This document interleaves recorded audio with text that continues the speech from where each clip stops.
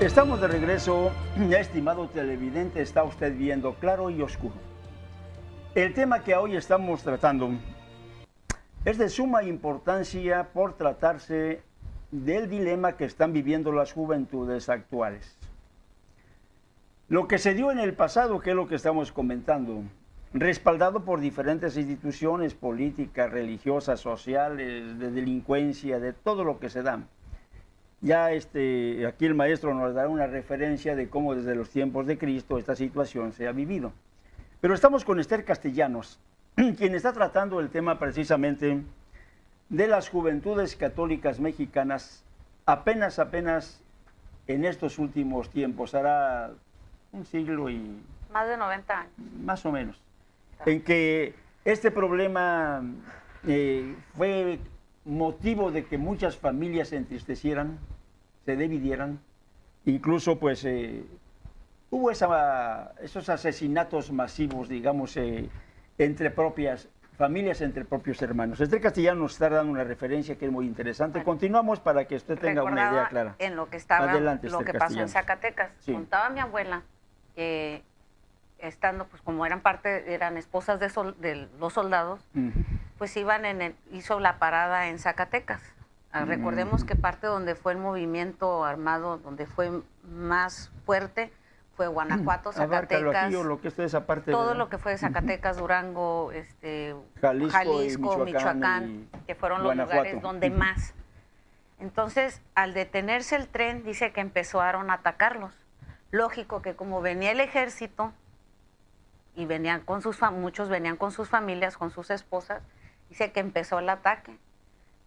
Empieza la defensa y cuando van y ven el saldo de los muertos que hubo tanto de uno y de otro lado, los que estaban con el gobierno y los que los habían atacado, decía que el entonces esposo de ella, no mi abuelo, pero el que era su esposo, que por cierto también se perdió durante esa guerra,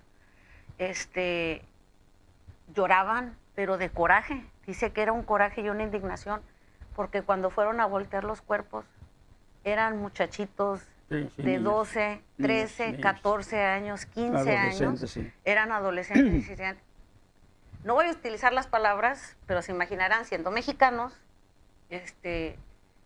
la de maldiciones que dijeron, porque decían, curas, hijos de ya sabemos qué, que no tuvieron lo suficientes y mandaban dicen, mandar criaturas, pues era lógico que por eso también fuera tan encarnecida la lucha de unos contra otros. ¿Por qué? Porque no fueron precisamente quienes buscando siempre su propio beneficio, no pensaron en el prejuicio que estaban causando a la sociedad. La juventud es el futuro, es el presente, es cierto, pero es donde son los que siguen, los que vienen detrás de nosotros, los que van a ir de lo que ellos, exacto, de lo que a ellos se les enseñe, lo que uno aprende en su juventud lo va a aplicar uno en su futuro y va a irse, y puede ser mucho mejor porque va a ir innovando, va a tener la experiencia de otros, de sus antepasados. Y desgraciadamente con este tipo de enseñanzas, de actitudes, ¿qué vamos dejando a la juventud? ¿Qué estamos dejando en el mundo? Por eso llama la atención que muchas veces es por esta descomposición y falta de valores que hay en los hogares, que es lo primero. Un joven siempre trata de pertenecer a algo. Si en su familia hay desunión, si en su familia hay desintegración, violencia, lógico que va a buscar lo mismo, un lugar donde él se pueda sentir seguro, donde él se pueda sentir apreciado. Y ahí es donde son fácilmente enganchados, cautivados, o si hay una necesidad económica. Lo que estamos hablando, las condiciones del país. Son propias para eso. Es increíble ver cómo el matón, ¿y cuántos años tenía el matón? El que fue contratado por un narcotraficante para llevar a cabo tal o cual masacre. 12 años, 13 años. 13, 15 años. ¿Por cuánto te contrataron? Por 5,000 pesos, por 10,000 pesos. Ya que... Aleccionados para matar. Si vemos nosotros a veces lo que está pasando en Medio Oriente, cuando un niño debería de estar En la escuela, aprendiendo otro tipo de juguetes, y lo que está aprendiendo es utilizar un arma. Las armas, así Lo es. mismo pasa en África. En todas partes. En todas partes, como decimos en México, en todas partes se cuecen habas. Fíjense, estimado televidente, ¿por qué razón vale la pena destacar? Esta es la presentación de la Nota del Mexicano, con la que iniciamos nuestra programación. 130,000 jóvenes de 54 naciones en ferviente concentración. Manifiestan que en la Iglesia, la luz del mundo, el prodigio de la elección, de la restauración y la revelación, dice la nota, no se puede contener ni tampoco esconder. Maestro, hizo mención Esther de algo muy interesante. Si la acción de la clerecía hubiera sido realmente honesta, hubiera sido decente, hubiera sido realmente por cuestiones de índole religioso, de que se les estaba, digamos, de alguna manera atacando y cerrando los templos, que la historia la conocemos perfectamente, no fue así. Era la misma curia quien cerraba los templos y luego enardecía a la feligresía para que se levantara en armas en contra del gobierno. Si hubiera sido en una lucha justa, yo pienso que cualquiera, aún no siendo, digamos, comulgante, hubiéramos estado de acuerdo con la iniciativa de esos religiosos.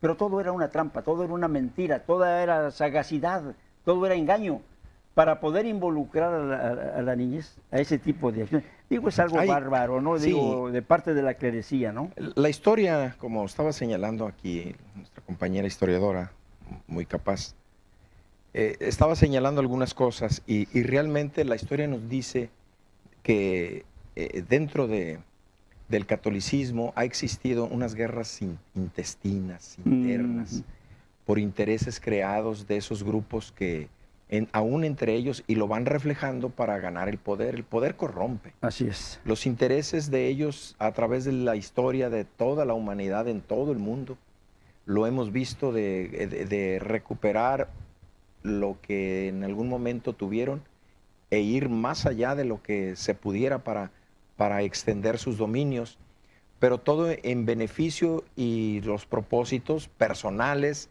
y los fines con los que tratan de lograrlos no importa. Al fin que la experiencia está muy claro lo que ellos han mostrado. Yo lo que me enfocaría más que nada, Rubén, ¿por qué se aprovechan de esa nobleza, de esa inexperiencia de las juventudes, de esa fuerza que pudiera servir de laboral, de aportación a la sociedad, para intereses y para beneficios familiares? Porque dígase lo que se diga, la juventud y la niñez, la juventud, es el futuro de toda la humanidad.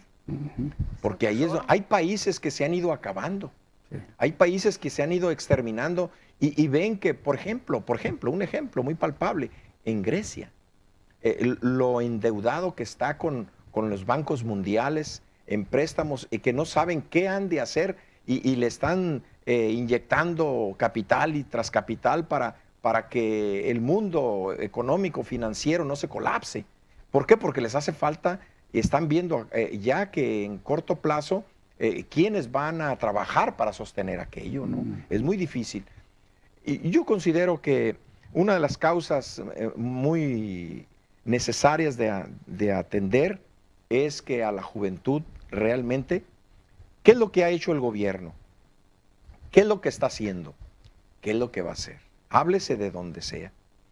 Ellos deberían de administrar las riquezas, pero están en amaciato con grupos religiosos y la historia nos vuelve a decir, ¿verdad? De lo que se ha tratado, es la secta mundial que ha existido, el amaciato del catolicismo, para mover y tener la influencia o a través de ellos formar partidos en donde hay quienes ni siquiera se imaginan los alcances que están teniendo y bueno, van acomodando, van haciendo y al gusto de la gente le van proporcionando, pero van de corrupción y se van yendo de más a menos y se van corrompiendo. No han administrado correctamente, no han creado fuentes de trabajo. no han preparado por consiguiente a la juventud. En educación. Por eso, en la educación, las escuelas, los tecnológicos, aunque haya edificios, aunque estén creándose y construyéndose, son como elefantes blancos que carecen de una real esencia de preparación, criados, ¿no? una preparación, universidades. Las ideologías de ellos no son claras. ¿Qué clase de estudiantes están sacando? ¿Con qué ideas? ¿Qué van a hacer? ¿En qué se van a ocupar? Los dejan a la deriva, salen y un porcentaje muy alto se va a la delincuencia organizada. Bueno, hay tanto que... Mencionas eso y llamas mi atención en un aspecto que es muy importante. Pareciera ser que entre más religioso hacen al estudiante, por el control que hay de universidades católicas, por el control de la educación a la que quiere llegar algunos de los gobiernos, como fue en el caso de Vicente Fox, que quería terminar con las universidades, por decir así, gubernamentales, para imponer, vamos a decir, una educación pues netamente religiosa, en donde iba a haber de por medio, pues no solamente esa inclinación hacia lo confesional, sino incluso rezos y todo lo que quieren meter dentro de las escuelas. Y llama mi atención que parece ser que entre más llegan a meterse a ese tipo de universidades, oye, son más corruptos, porque las gentes que conocemos actualmente dentro de lo que es el poder político, los grupos castellanos. Por ejemplo, tenemos a 2 Duartes ahorita, ¿verdad? Y ¿No más 2? Bueno, ahorita estoy diciendo de la familia Duarte, sin ofender al resto de la familia, ¿verdad?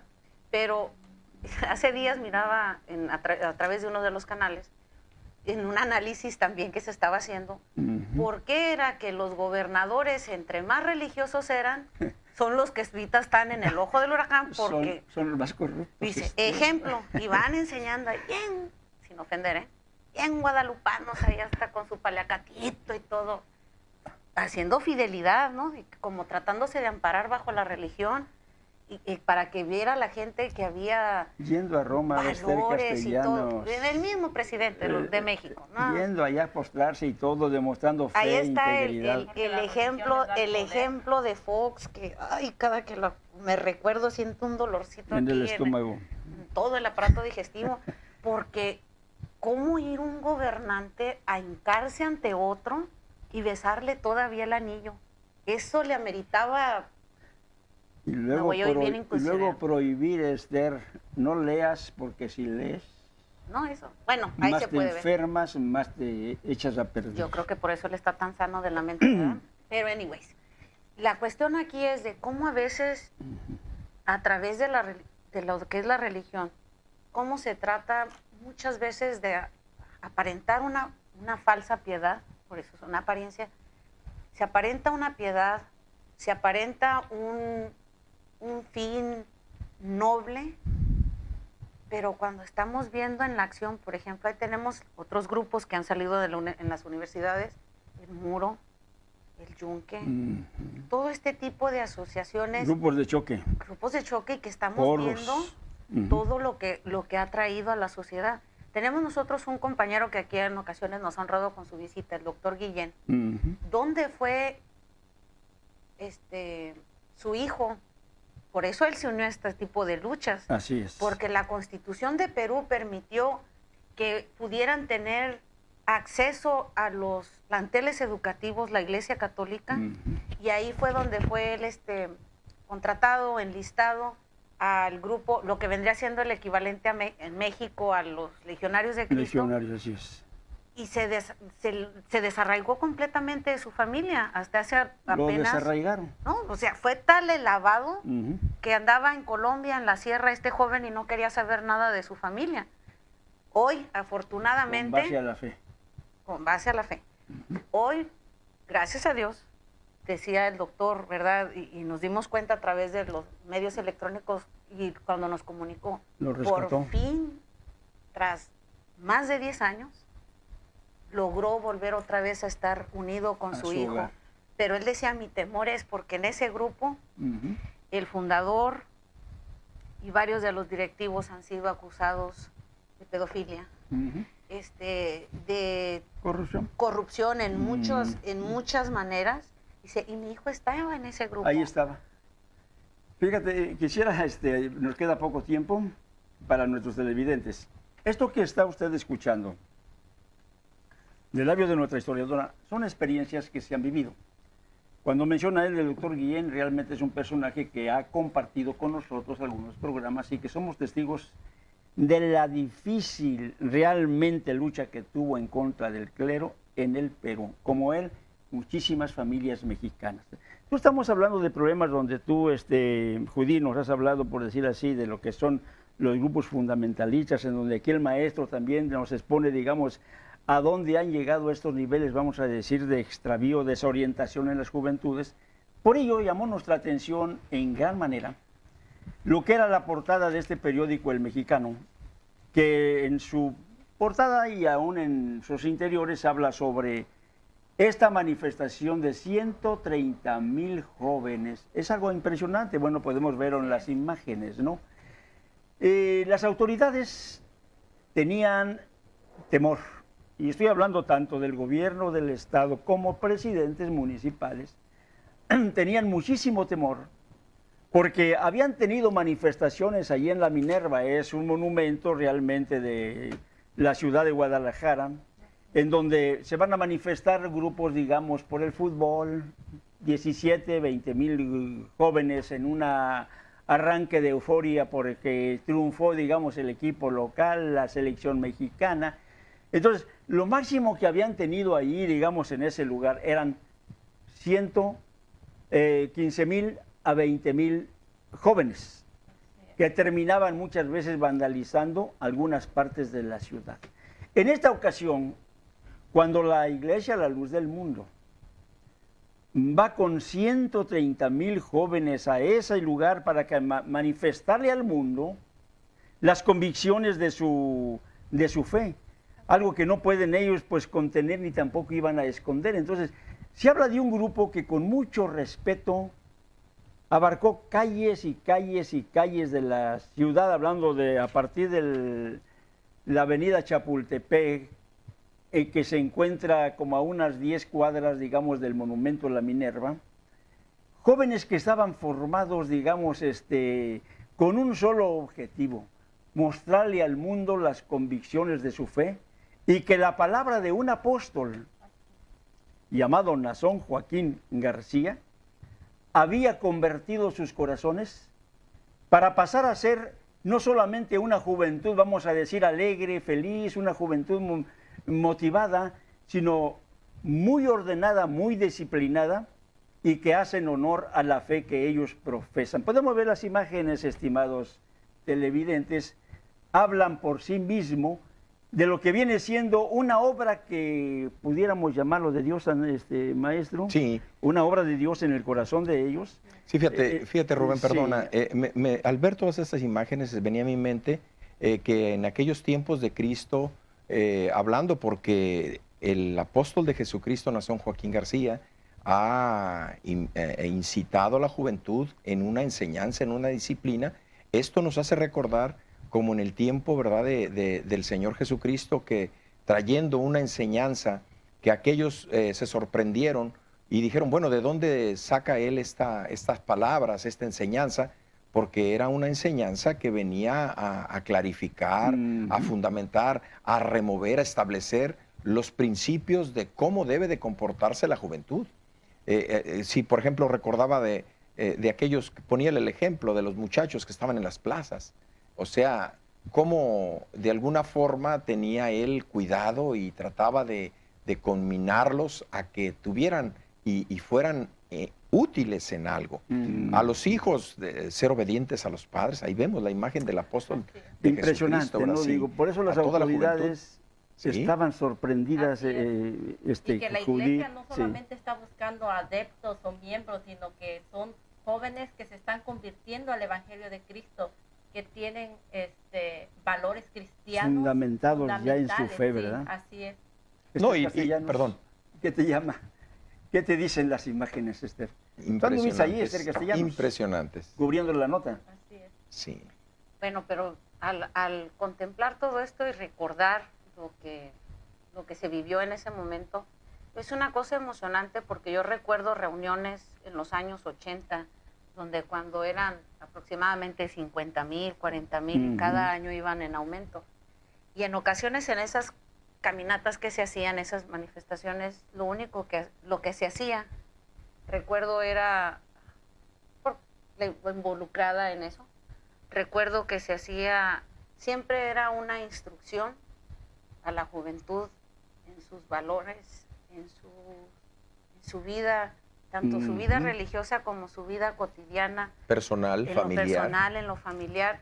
Siempre es instrucción de valores. Así es. Y después se hacía lo que era la caminata, donde se iban entonando alabanzas. Efectivamente. Y todo se llevaba pacíficamente.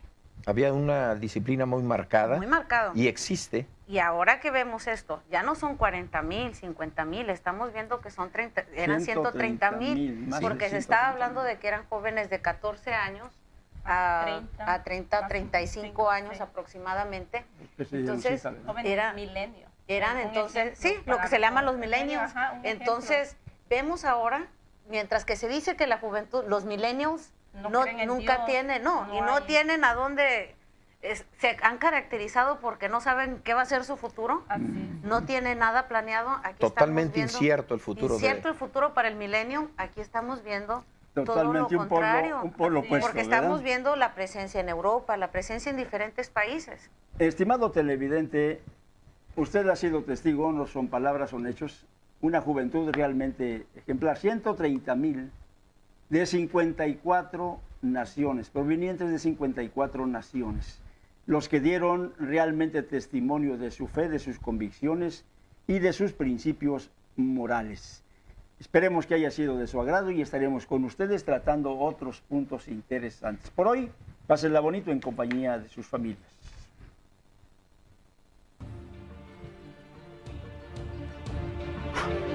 Ya estuvo. Estaba tirada en mi cama.